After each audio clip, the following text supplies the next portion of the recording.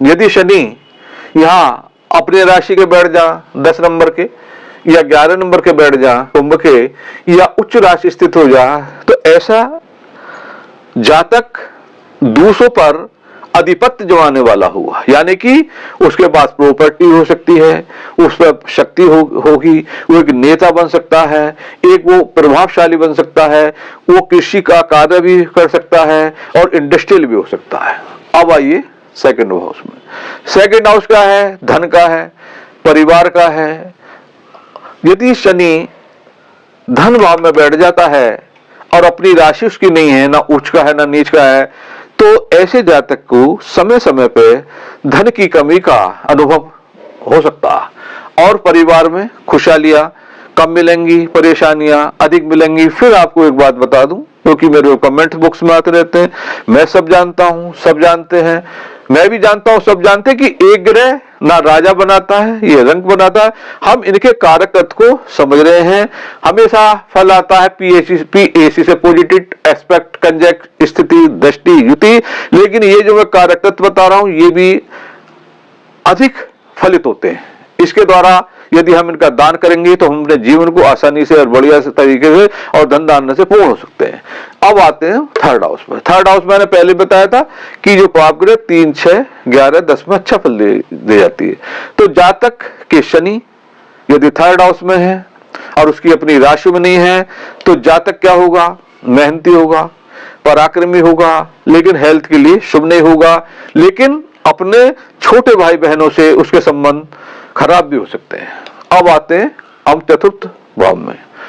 चतुर्थ भाव में हमारे एस्ट्रोलॉजरों का, हमारा भी अनुभव है, यदि चतुर्थ भाव में शनि किसी कारण में बैठ जाता है तो शनि की महादशा, अंतरदशा, पित्रांतरदशा मदर की हेल्थ के लिए बहुत ही कष्टकारी हो जाती है। जितनी खतरनाक बीमारी होती है उनका भी भय हो सकता है। जातक अपने जन्म स्थान को छोड़ भी सकता है। और आप देखेंगे कि यदि वह शुक्र का दृष्टि नहीं है और बृहस्पति से भी दृष्टि नहीं है, तो जातक का जो मकान होगा देखने में सुंदर नहीं होगा, छाती में पीड़ा हो सकता है, मदर के लिए शुभ नहीं। और ऐसा जातक अपने स्थान को छोड़ के दूर भी जा सकता है। अब आते हैं हम पंचम भाव में। पंचम भाव में यदि शनि अपनी राशि का नहीं है, ना उच्च का है, ना स्वराशि के हैं, तो जातक की संतान की ये प्रोग्रेस में बाधक हो जाता है। यदि किसी कारण शत्रु राशि में बैठ जाता है तो हम कह सकते हैं कि जातक पिछले जन्म में कुछ ऐसे गलत कर आया है जिससे वो तो विद्याहीन हुई गया, शिक्षा से विहीन हो गया, लेकिन संतान के लिए भी रुकावट का समय समय पर भय बना रहता है। हम चर्चा इस बारे करते हैं, यदि किसी कारणवश किसी की कुंडली में ये स्थिति हो जाती है, हमेशा ध्यान रखें, ऋषि पाराशर जी ने जो अपना ग्रंथ लिखा है बृहद पाराशर शास्त्र में, उस पर लिखा है कि यदि ब्रह्मा जी ने ग्रहों को आदेश दे रखा है जो भी तुम्हारी पूजा पाठ अर्चना यज्ञ तप दान करें तो आप अशुभ फल ना देके शुभ फल दे दे। किसी कारणवश हमारे कुंडली में शनि का प्लेसमेंट सही नहीं है, आगे यदि हम उनका दान करने चालू कर देते हैं तो वो अशुभ ग्रह शुभता की तरफ अग्रसर हो जाती है। यही हमारे ज्योतिष का फायदा। अब आते हैं हम 6 हाउस में। 6 हाउस क्या है? या शत्रु रहते हैं, या रोग रहते हैं, या कर्जा रहता है। 6 हाउस में स्थित शनि एक तो शत्रु का दमन करेगा, ऋण दिवाने में आसानी होगी, कंपटीशन क्लोज कराने में आसानी होगी। और तीर्थ दृष्टि जब 8th हाउस में आ जाएगी, कहते हैं जब हम किसी कुंडली का एनालिसिस करते हैं कि हम देखते हैं भाव का कारक, भाव का स्वामी, क्योंकि शनि 8th हाउस का स्वामी है। जब दृष्टि देते हैं तो आयु के लिए, अचानक धन लाभ के लिए शुभ हो जाता है। यानी कि कुल मिलाकर 6 हाउस में शनि अच्छे फल दे जाता, कंपटीशन क्लोज करवा जाएगा, शत्रु का दमन कर जाएगा, लेकिन थोड़ा पेट में गैस संबंधी बीमारी का भय बना रहता है। यदि किसी कारणवश शनि 6 हाउस में है, कर्जा ले लिया, पे नहीं हो रहा, आप शनि का दान अवश्य करें, आपको रिलीफ अवश्य मिलेगा। अब आते हैं सप्तम भाव में। सप्तम भाव में क्या है? शनि।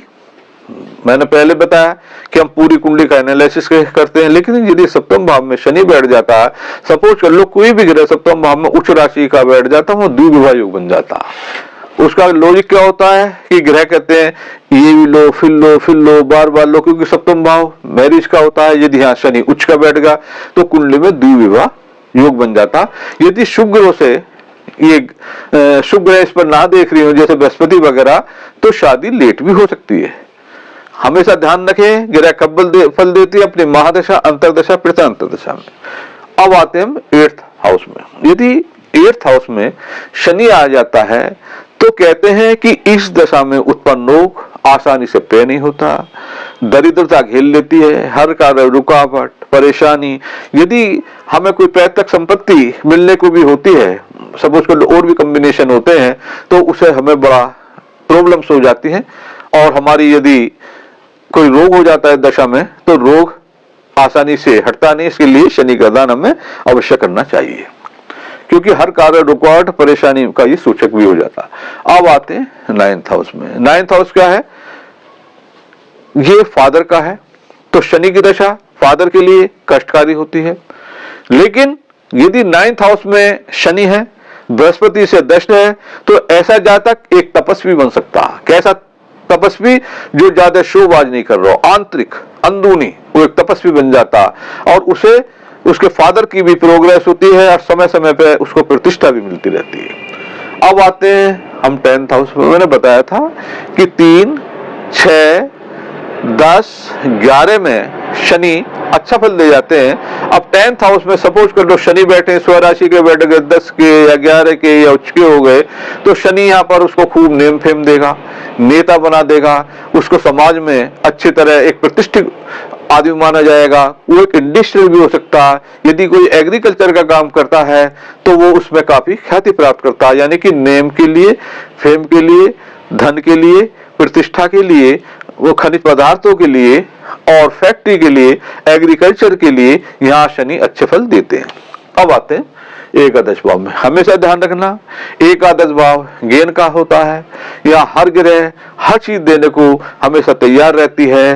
तो यदि शनि एकादश भाव में बैठता है तो ऐसे आदमी को हमेशा नौकरी में अधिक सफलता मिलती है, इंडस्ट्री से हमेशा सफलता मिलती है, एग्रीकल्चर से हमेशा शांति मिलती है। 2 तरह के आदमी होते हैं, एक होते हैं तुच्छ लोग, यानी कि वो सेवक लोग की कहा जाता है हमारा शास्त्र। तो ऐसे आदमियों को निम्न जाति के लोगों से हमेशा फायदा रहता है। ये इंडस्ट्रियल भी हो सकते हैं और ये अपनी मेहनत के बल से ये गेन भी कर सकते हैं, लेकिन नहीं यहाँ हर तरह शुभ फल देता है, लेकिन हेल्थ के लिए ये शुभ नहीं होता। अब आते हैं हम 12th हाउस में। 12th हाउस क्या है? हर चीज का एंड है। तो यदि 12th हाउस में शनि बैठ जाते हैं तो हमको कोर्ट का, हॉस्पिटलाइजेशन का हमेशा भय बना रहेगा। शास्त्र में कहते हैं कि उनका अगला जन्म भी शुभ नहीं होता। ऐसा जातक धन से पीड़ित हो सकता है, उसकी हेल्थ ऐसी हो जाएगी उसे बार बार हॉस्पिटलाइजेशन का चक्कर काटना पड़ सकता है। यदि पाप ग्रह से ओतग्रस्त हो गए तो कोर्ट कचहरी का भी भय बना रहता, यानी कि जातक को 12th हाउस में स्थित शनि हर तरह से कष्ट ही कष्ट देता। ये तो हमने देखी इनकी स्थिति। अब हम चर्चा करते हैं कि शनि की यदि हम पे महादशा, अंतरदशा, प्रतांतरदशा आती है, जो कि हम चाहते हैं कि हम ज्योतिष किस कारण से हम ये सीख रहे हैं या हम ज्योतिष किस कारण हम कुंडली दिखा रहे हैं। यदि किसी भी कारणवश आपकी शनि की दशा चल रही है, चाहे वो महादशा हो, अंतरदशा हो, प्रतांतरदशा हो, यदि हम सात्विक स्थिति में रख लें, पीपल की पूजा करने लगे, शनिवार को काली वस्तु का दान करने लगे, थोड़ा वाणी में सत्यता लाएं, सबके हित में रहें, वाणी में नम्रता करें, यानी कि हम थोड़ा सत्वगुण की तरफ जब बढ़ेंगे तो शनि हमें अशुभ फल न देके शुभ फल देगा।